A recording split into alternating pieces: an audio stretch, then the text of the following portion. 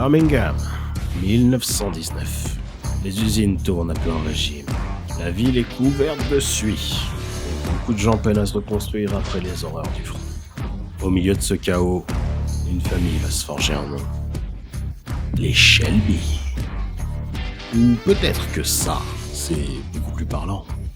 Peaky fucking blonde. Et même si Thomas Shelby est un des personnages centraux de la série, une autre protagoniste revêt une importance au moins aussi capitale. Polly Gray, la tante, la matriarche, la stratège. Explorons l'ambiance de l'époque. Comprendre en quoi la série s'inspire du vrai Birmingham d'après-guerre. Don't fuck with the Peaky Blinders. Puis, on se concentrera sur Polly. Et enfin, on verra comment vous pouvez l'intégrer du jeu de rôle. Nous sommes en 1919. La Grande Guerre vient de se terminer et l'Angleterre, comme le reste de l'Europe, est secouée par la crise. Les anciens soldats rentrent du front avec des blessures visibles. Ou non. Et doivent se réinsérer dans une société qui peine à tourner la page. À Birmingham, l'industrialisation galopante de l'après-guerre façonne le quotidien. Les usines tournent sans relâche, les cadences augmentent, mais les salaires stagnent ou baissent, ou même certaines personnes n'en ont pas. Les conditions de travail sont de plus en plus dures et la misère grandit. Il ne s'agit pas d'un manque de travail, mais plutôt d'une exploitation accrue des ouvriers qui doivent faire face à une pression constante et des conditions de travail vraiment déplorables. Face à cette situation, les revendications ouvrières explosent. L'appareil syndical britannique est à son apogée. Entre 1919 et 1920, le pays est traversé par un vent de révolte sociale. Les grèves se multiplient, les conflits s'intensifient et le nombre de syndiqués atteint des records.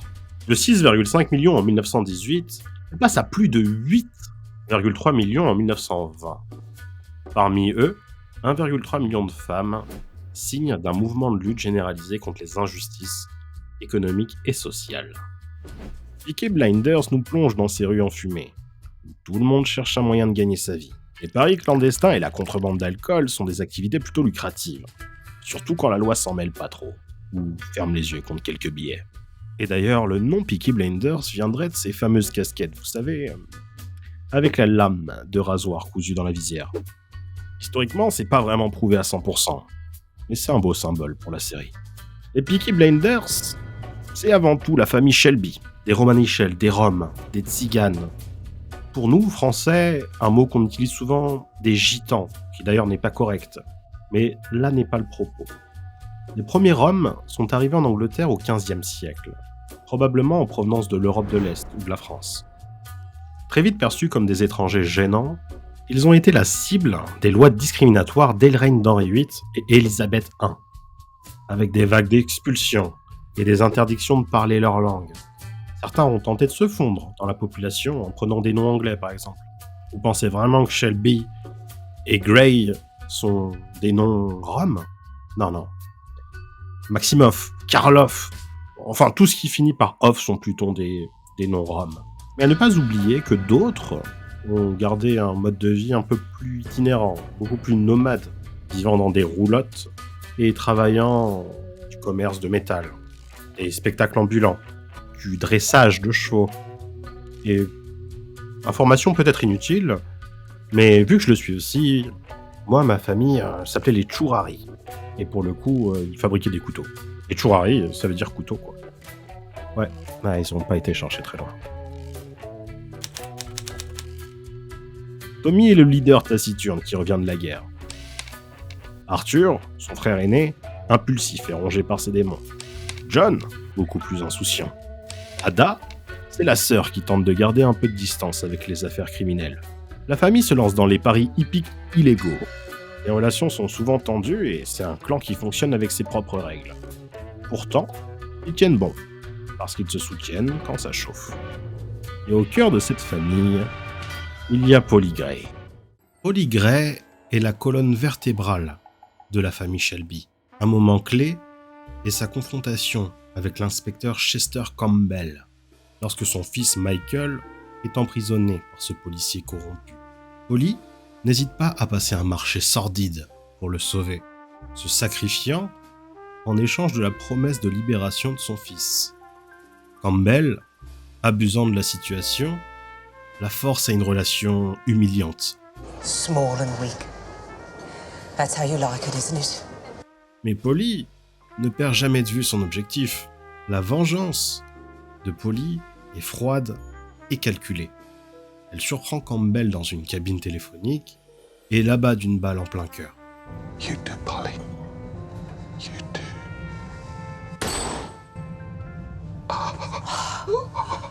Elle émanant ainsi une menace qui planait sur sa famille. Cette scène démontre à quel point Polly est prête à tout pour protéger les siens. D'abord, amadouer l'ennemi pour obtenir ce qu'elle veut, puis frapper sans pitié quand il le faut. Polly brille également par ses talents de négociation et sa capacité à élaborer des plans. Un exemple frappant et concret est son rôle pendant la vendetta avec la mafia italienne de Luca Changretta, un baron de la pègre de New York. Alors que les Shelby sont pris pour cible, Polly semble trahir Tommy en proposant un marché à Luca. So, The boy in the hospital's out of bounds. And I'll ask you to spare Finn and Arthur. in return for what? Tommy Shelby. Elle offre de livrer Tommy en échange de la sécurité des autres membres de la famille. Cette trahison apparente sème le doute, même parmi les siens. Et vous pourriez avoir cru un instant que Polly changeait de camp, mais en réalité, tout cela fait partie d'une ruse. Polly a piégé Luca Changretta en lui donnant rendez-vous, permettant à Tommy de préparer une embuscade meurtrière. Lorsque Luca arrive, Tommy l'attend avec une mitrailleuse et décime ses hommes. On découvrira que Polly et Tommy avaient planifié cette feinte ensemble. Especially don't trust this bitch. Dès le début quoi. Mieux encore, Polly aide Tommy à conclure une alliance inattendue avec un rival de Luca. So I had to find someone bigger than you. Now, you may know there are two families in Brooklyn who want to take over your monopoly on the import of liquor into New York. But if they move against you in New York, they'll start a war between the families. But if you were to die in a vendetta with some fucking bookmaker in Birmingham, I could take over your business without a war. We also contacted a businessman in Chicago. He's also interested in moving into the liquor business in New York. His name is Alphonse Capone. Le célèbre Al Capone, ce qui retourne les propres hommes de Luca contre lui. Au final, la menace est écartée et c'est Arthur qui achèvera Luca. Et sans la stratégie de Polly, la famille n'aurait peut-être pas survécu à cette guerre des gangs. Au-delà des règlements de compte violents, Polly sait aussi naviguer dans le monde des affaires légales. Alors que Tommy s'aventure en politique et délaisse peu à peu l'entreprise familiale, Polly reprend les rênes de la Shelby Company Limited. Quand survient le crash boursier de 1929, elle réagit immédiatement en convoquant le conseil d'administration pour évaluer les dégâts et prendre des mesures. Et d'ailleurs, sa clairvoyance permet de limiter la casse. Grâce à elle, elle s'est diversifiée dans plusieurs investissements. Elle a encouragé la famille Shelby à faire plusieurs affaires, en évitant aussi la ruine. Et qu'est-ce qu'on peut en comprendre, c'est que ce sens aigu des affaires, c'est une autre facette de Polly. Elle est capable de gérer une entreprise tout aussi bien qu'un gang. Et si Polly Gray nous fascine autant, c'est qu'elle résonne avec des figures féminines bien réelles. L'histoire nous offre plusieurs exemples, que ce soit dans le crime organisé ou dans les affaires. Stephanie Sinclair, la reine de Harlem, de Queen, ou même surnommée Queenie.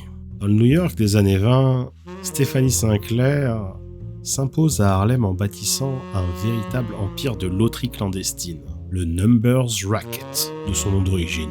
Elle est née en Martinique, émigre aux États-Unis et très vite comprend comment exploiter ce système de paris illégaux.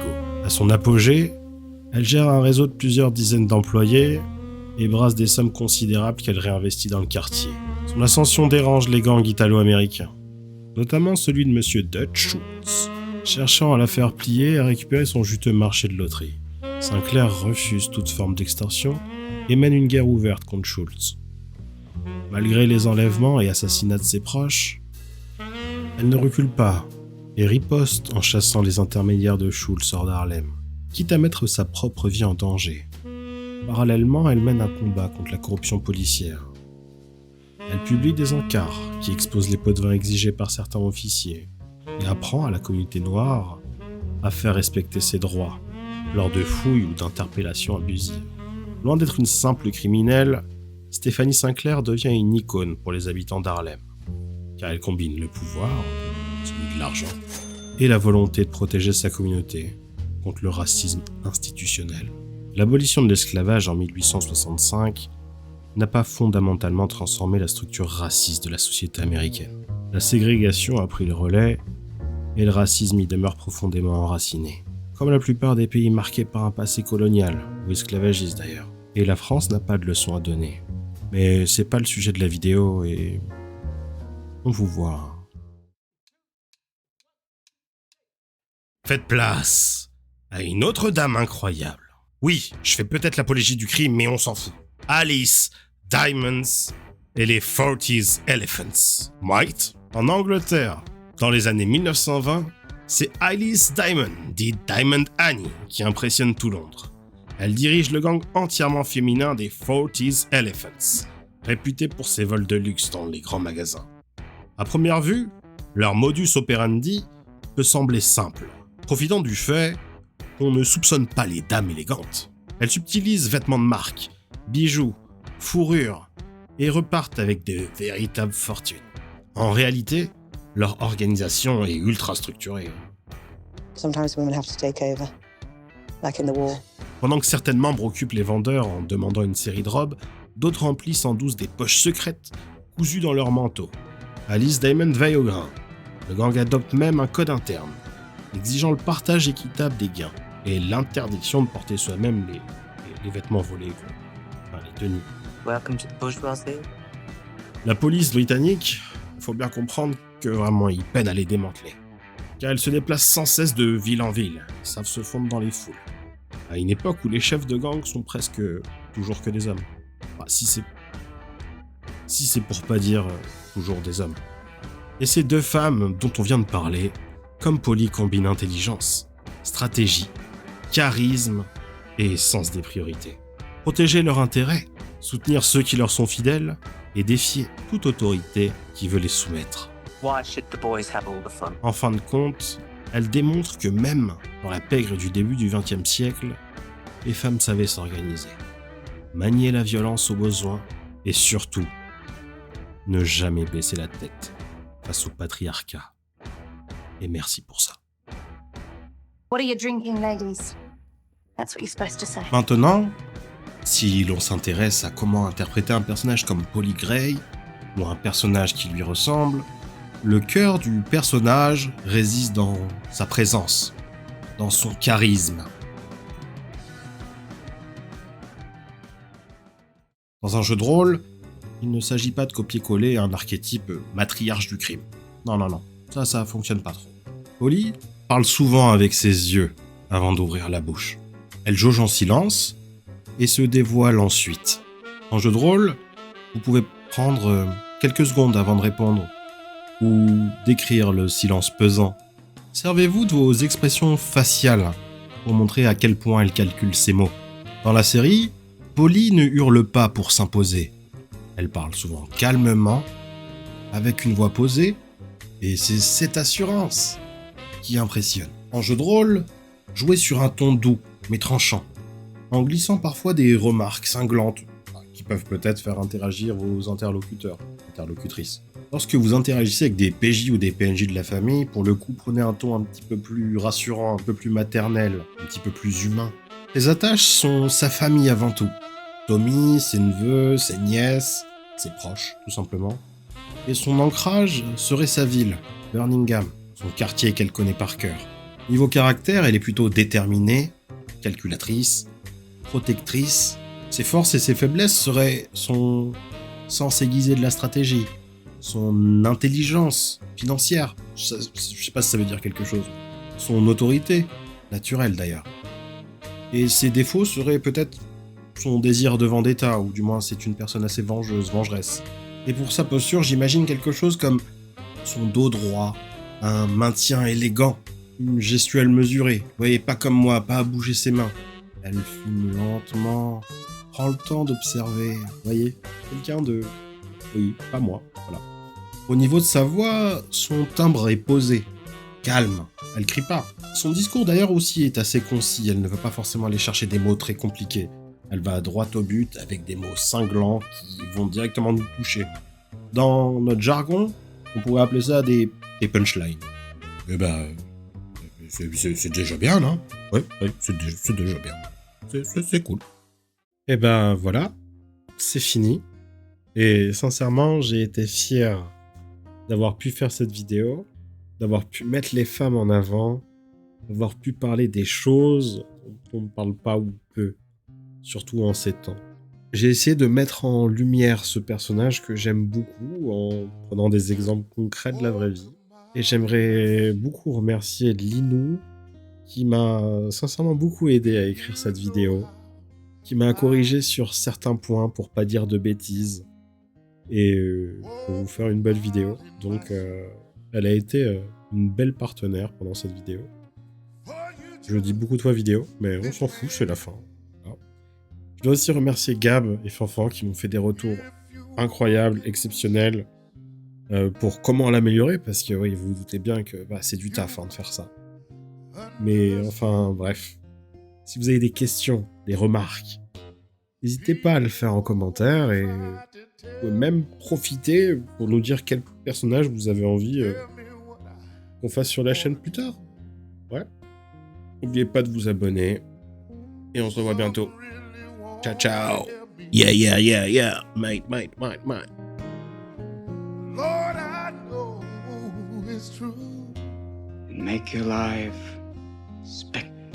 Everybody got an opinion.